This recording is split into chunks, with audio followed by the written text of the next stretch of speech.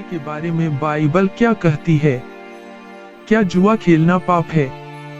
Bible विशेष रूप से जुआ खेलने, शर्त लगाने और लॉटरी डालने के बारे में कुछ बुरा नहीं कहती। बाइबल हमें सचेत अवश्य करती है कि हम धन का लालच न करें।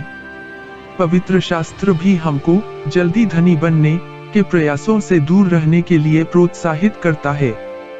जुआ निश्चित रूप से धन के प्रेम पर केंद्रित होता है और एकदम सत्य रूप से लोगों को शीघ्र और आसान तरीके से धनी बनने का लालच देता है।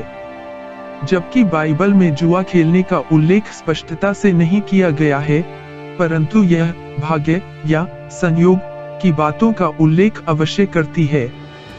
उदाहरण के लिए, लेवी व्यवस्था में बलि के लिए बकरा चुनने के लिए चिट्ठी डालना। यहोशू ने विभिन्न जातियों को भूमि बांटने के लिए चिट्ठी डालने के द्वारा निर्धारित किया। नहम्याह ने यह निर्धारित करने के लिए चिट्ठी डाली कि यरूशलेम के अंदर कौन रहेगा। प्रेरितों ने यहूदा के स्थान पर किसी अन्य प्रेरित के चुनाव के लिए चिट्ठी डाली।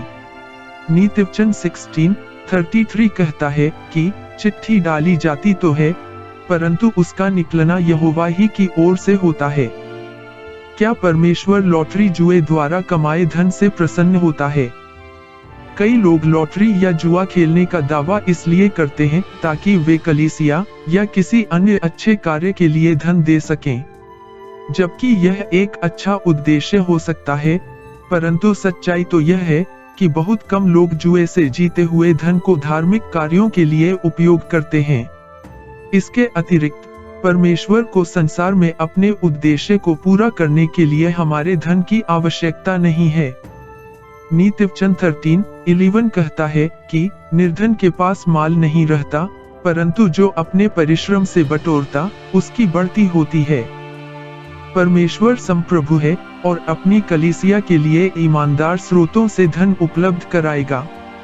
क्या नशीली दवाइयों या बैंक की डकैती से प्राप्त हुए धन के दान को ग्रहण करने से परमेश्वर का सम्मान होगा? कदाचित नहीं। न तो परमेश्वर को आवश्यकता है, न ही वह ऐसे धन को चाहता है जो कि गरीबों को धनी बनने का लोभ दिखाकर उनसे चुरा लिया गया है।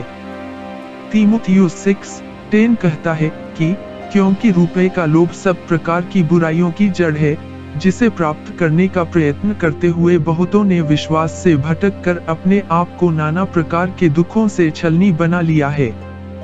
इब्रानियों 13:5 घोषणा करता है कि तुम्हारा स्वभाव लोभरहित हो और जो तुम्हारे पास है उसी पर संतोष करो, क्योंकि उसने आप ही कहा है, मैं तुझे कभी न छोड़ूंगा और न कभी तुझे त्यागूंगा।